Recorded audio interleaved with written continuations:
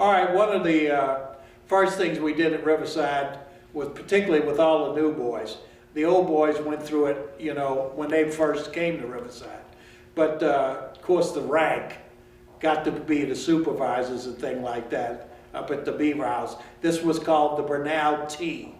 And it was a way of getting the Bernal girls and the Riverside boys together for one time. And what we would do, and we do this on a Sunday afternoon, all the new boys, we'd line them up on the driveway up at the Beaver House on this side, on the north side of the parking lot. All the girls from Bernal would line up on the other side.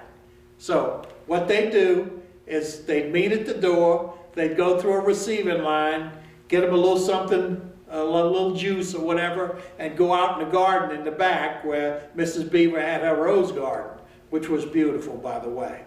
But that was the Bernal Tea, and that was the way of getting the two schools together so we could have dates for dances and things like that that we did. One thing with me is I wasn't much of a dating person, but my junior and senior year I did date the same girl over at Bernal. I hope my wife is not going to see this film here because we don't want to do this. But my girlfriend's name over at Bernal was Jane Seymour. She was from Peru. And as it would be, Colonel Beaver, General Beaver's son, Colonel Beaver, he used to refer to us, my senior year, as the brains and the brawn. She was the valedictorian over at Bernal, and I just barely graduated, so that's the reason we got the name. But anyway, I dated her for 2 years. Of course, after we graduated, I never saw her again. But that was the girl that I dated when I was here, and it was great to have somebody, you know, close by. Because being from New Orleans, of course, I came to Riverside when I was in the 8th grade. I was 13 years old, so I didn't know any girls in New Orleans anyway.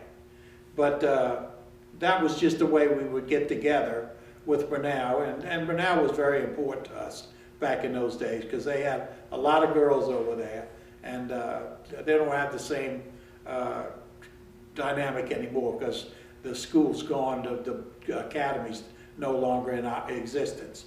But those things, and then the other thing I was going to tell you about, that this was another springtime thing. This was our senior prom.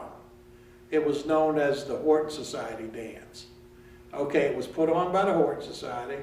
We always, you know, rented a band or did something like that. We decorated the old gym, which was the basketball floor, and we spent a week trying to get ready for that. I mean, that was a big thing when we were a senior.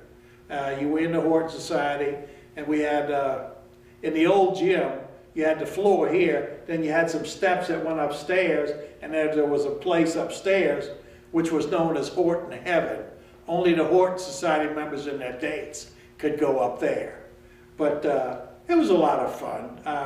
We really enjoyed that. But I can even remember the theme of our senior dance was the 12th of Never.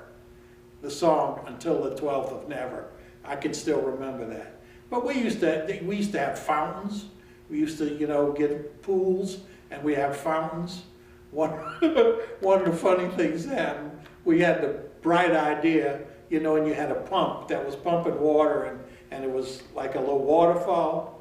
Well, we decided we were going to get real smart, so we put some little fish in there thing, and we forgot to cover the filter, and they got sucked up into the thing. So that was the end of the the waterfall. But those are things you learn through the years. But we spent a whole week decorating that, and the way we paid for that is when we were in Florida, the last week in Florida, the grill, who was run by an outside man and woman that used to run it, they turned the grill over to us the last week we were in Florida, and we'd get all the money that we made was used to put the dance on.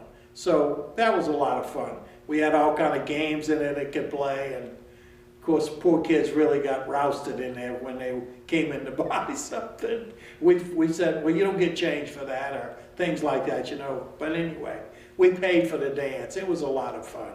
But the Horton Society was our senior prom. It was usually the week before graduation. So it was the last thing that we did. Because it was full dress. The girls, you could look back at some of the old yearbooks, full gowns, you know, the whole thing. But it was really pretty. And it was something to look forward to. And you knew the school year was just about over. When you got to the Horton Society dance, things were just about done. But those are two of the things that we did. But there's others that we'll talk about later on.